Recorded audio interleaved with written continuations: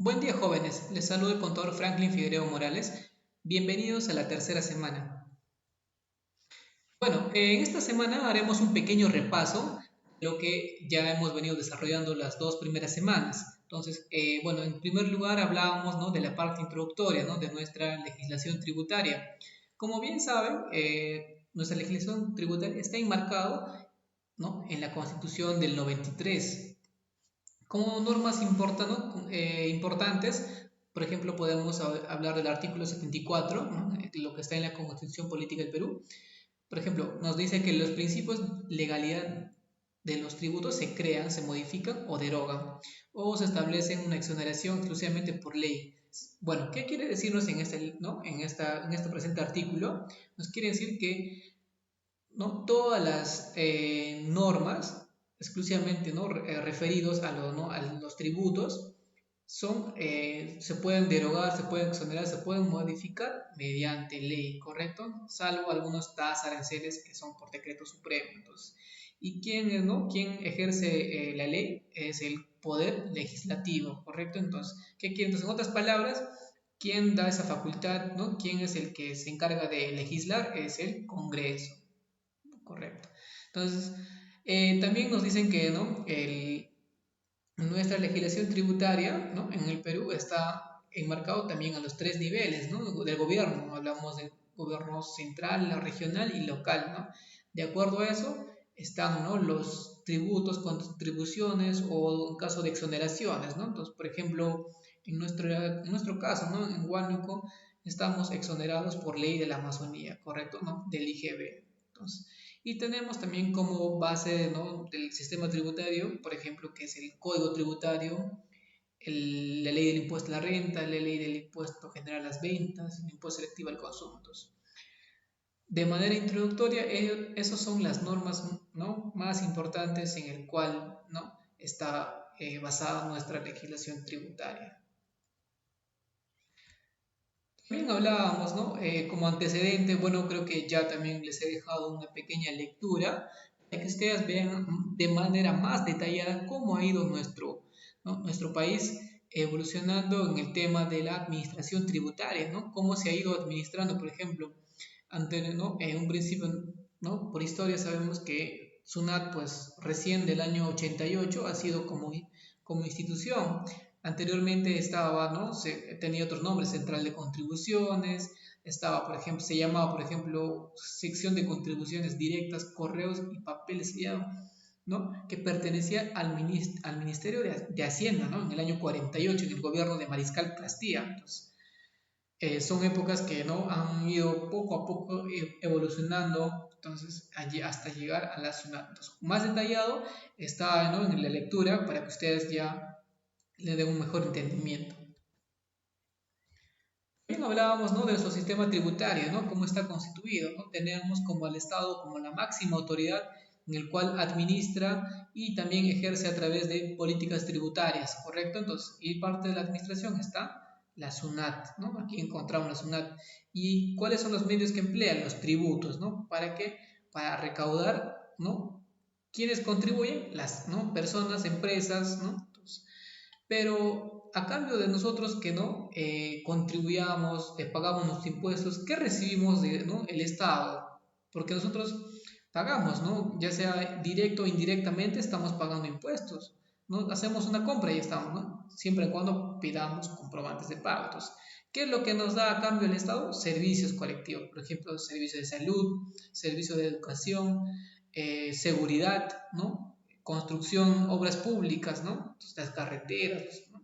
Entonces, todo eso es, ¿no?, a través de una retribución no directa, pero es, ¿no?, los servicios que recibimos de parte del Estado.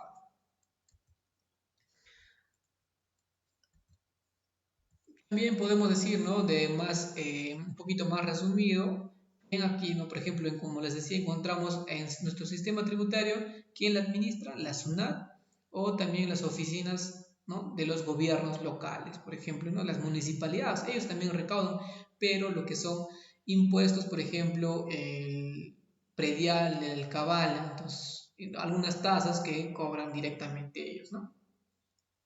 y que el sistema tributario está, ¿no?, enmarcado en el Código Tributario, ¿no?, que es aprobado mediante Decreto Supremo 133/2013, ¿correcto? Entonces, ahí podemos... Ya, ahora, de manera conceptual, ¿qué podemos decir, ¿no?, de los tributos, ¿no? Bueno, comúnmente está ejercido, ¿no? El Estado es quien ejerce, ¿no?, la capacidad de recaudar, ¿no?, contributiva mediante ley, mediante, ojo, no es porque se le ocurrió, sino hay una normativa legal en la cual el Estado está aplicando para recaudar, ¿no?, los impuestos, ¿no? Todo ello primero con el cumplimiento de los fines que son el gasto público, ¿no? Entonces, para cubrir, ¿no?, el gasto público que el Estado pueda tener, como ya les venía mencionando, obras públicas, pago de sus servidores públicos, entonces todo eso lo paga mediante nuestros impuestos. También hablábamos del tributo, ¿no? Y en el tributo encontrábamos el sujeto activo y el sujeto pasivo. El sujeto activo obviamente es el Estado, ¿no? Quien ejerce, quien tiene la facultad tributaria, ¿no? Y que a través de los tributos, ¿no?, ejerce su poder soberano, ¿no?, de recaudar impuestos. Entonces nosotros somos el sujeto pasivo, el contribuyente, ya sea persona natural, persona jurídica, que va a pagar sus impuestos. Clasificación, ¿no? Teníamos la clasificación del tributo, teníamos en tres: en impuestos, contribuciones y tasas. En impuestos, pues tenemos, ¿no?, el impuesto a la renta, el IGB, ¿no?, impuestos administrados por el gobierno central, ¿no? Ahora, también, pues, no, también por el gobierno local, ¿no? También tenemos el alcabal, ¿no?, un tipo de impuestos. Las contribuciones, hablábamos de salud, de ONP, ¿no? Entonces, ahora las tasas son arbitrios, derechos, licencias, ¿no? Bueno, las tasas, por ejemplo, son aquellas que generan contraprestación directa, es decir, si nosotros pagamos un derecho de tasa de algún, no, por ejemplo, de registros públicos, ¿no? Vamos, solicitamos nuestra copia literal y, ¿no?, pagamos la tasa, pero al día siguiente, ¿no?, nos dicen vuelven y vas a recoger, ¿no?, tu documento. Entonces, es una contraprestación directa. De igual forma, si pagamos una licencia, también, ¿no?, nos las van a otorgar para ya sea un permiso o, ¿no?, para un local o, ¿no?, para una construcción. Entonces, todo eso. Ahora, el impuesto sí no son contribuciones directas, ¿no? Son a través de obras públicas, indirectamente, ¿no? Ya el Estado, a través del gasto público, va a llegar a las contribuciones. No es una contraprestación directa, pero sí recibimos un servicio. Por ejemplo, pagamos de salud, estamos recibiendo un servicio.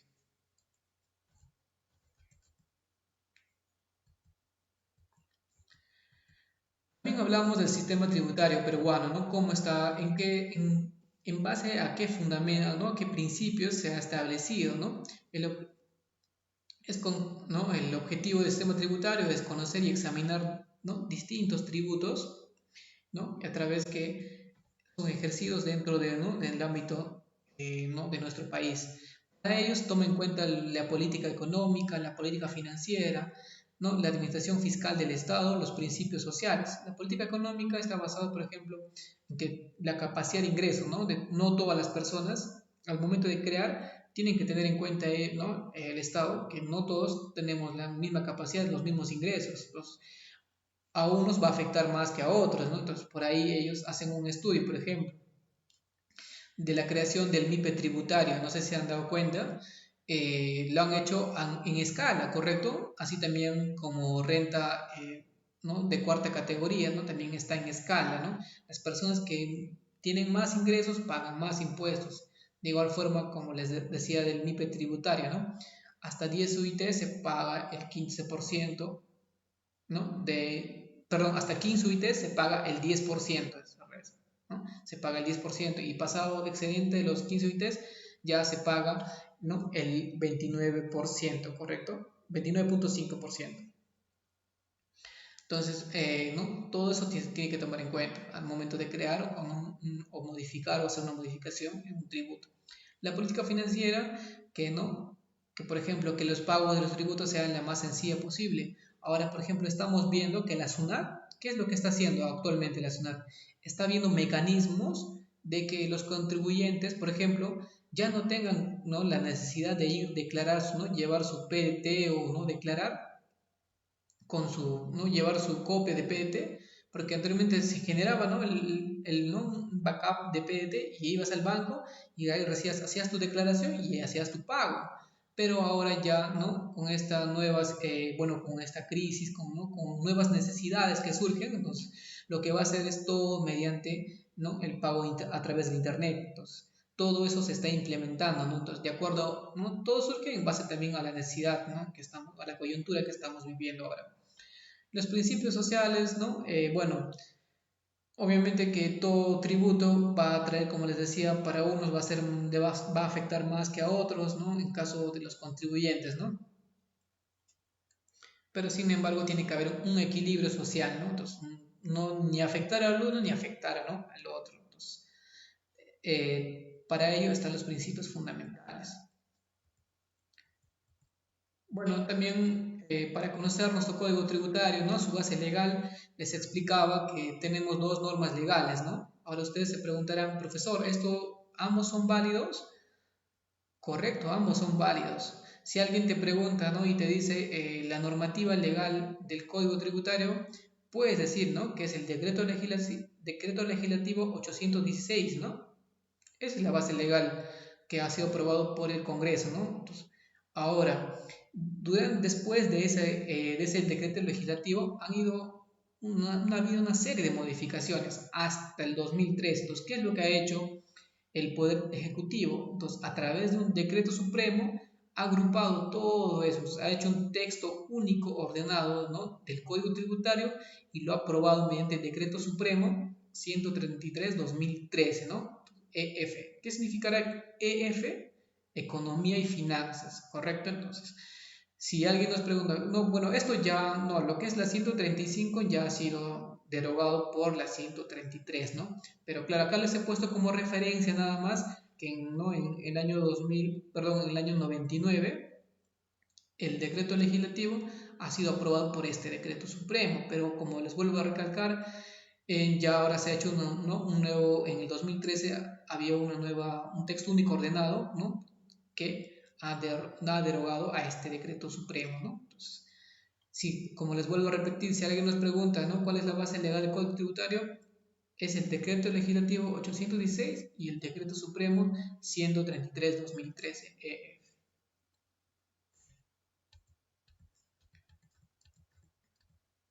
Bueno, también les resumía, ¿no?, la estructura, ¿no?, del Código Tributario a grandes rasgos nada más. Está dividido en 4 libros, ¿no? Hablamos de la primera, ¿no?, en términos generales, algunos conceptos, ¿no?, del deudor tributario. En el segundo libro nos hablaba de los órganos de la administración, facultades y obligaciones. En el libro tercero nos hablaba de las cobranzas coactivas, de los procedimientos, cuando entramos en una fiscalización, si alguien no, no estamos de acuerdo, ¿qué hacemos? Por ejemplo, no, supongamos que estamos asesorando una empresa y en ello nos llega, o en todo caso un contribuyente nos busca, ¿no?, por una asesoría en un proceso de fiscalización. Entonces, nosotros tenemos que tener en cuenta el libro tercero y el libro cuarto. ¿Por qué? Porque estamos en un procedimiento contencioso, es decir, vamos a presentar nuestro recurso de reclamación, nuestro recurso de apelación. Entonces, ¿no?, en este libro están todos los estipulados, los plazos, ¿no?, en cuánto tiempo vamos a presentar, cuántos días tenemos, por ejemplo, ante una resolución de cierre, ¿no?, que es distinto a un procedimiento. Claro, es el mismo procedimiento, pero los plazos varían, ¿no? Entonces, hay que tener en cuenta eso. Y en el libro cuarto, que hablamos de las infracciones, sanciones, ¿no? Todas las, por ejemplo, presentaciones de fuera de plazo, no, ya sea libros, no, presentación de libros, presentación de declaraciones juradas. Entonces, ahí están establecidas, ¿no?, las multas, ¿no?, las multas y las sanciones. Y en las tablas vamos a encontrar el cuadro, ¿no?, de los porcentajes, cuánto de, ¿no?, por ejemplo, en la tabla 1, todas las entidades de tercera categoría, ¿no?, general de renta de tercera categoría, hablamos de, por ejemplo, del régimen general, el régimen tributario, ¿no? Todas ellas van a estar dentro de la tabla 1. La tabla 2 habla de las, ¿no?, personas, rentas de cuarta categoría y el régimen especial, y en la tabla 3 vamos a encontrar personas, entidades acogidas al nuevo RUS, ¿no?, cuáles son las tablas de sanciones, ¿no?, las multas a pagar. Hablamos también de los tributos administrados por gobierno central, ¿no? También les hacía, bueno, ya ustedes también tienen conocimiento que la SUNAT cómo ha ido, ¿no? Adquiriendo el nombre que ahora es SUNAT, que ha sido unificado Superintendencia Nacional de Aduanas y Administración Tributaria, ¿no? Eso es, ¿no? El significado de las siglas de SUNAT. A veces obviamos aduanas, ¿no? Solo decimos de Administración Tributaria, no, es Supremo Nacional de Aduanas y Administración Tributaria, ¿correcto? Aclarándoles. Y cuando, ya como una vez más les vuelvo a decir, que no, quienes administran ¿no? los tributos administrados por el gobierno central, está a través de la SUNAT el gobierno, perdón, el impuesto a la renta, el impuesto general a las ventas, el impuesto selectivo al consumo, los derechos arancelarios, la bancarización e impuestos, tasas, ¿no? El famoso ITF, ¿correcto? Cuando nosotros hacemos un movimiento de dinero de nuestra cuenta, estamos pagando, ¿no? Por la tasa, ¿cuánto será? ¿Cuánto será la tasa, jóvenes? Bueno, la tasa del ITF es del 0.005%, ¿no? Vigente a partir del 1 de abril del 2005, perdón, del 2011, ¿no? Del 2011, entonces. Eso es la tasa del ITF, ¿no?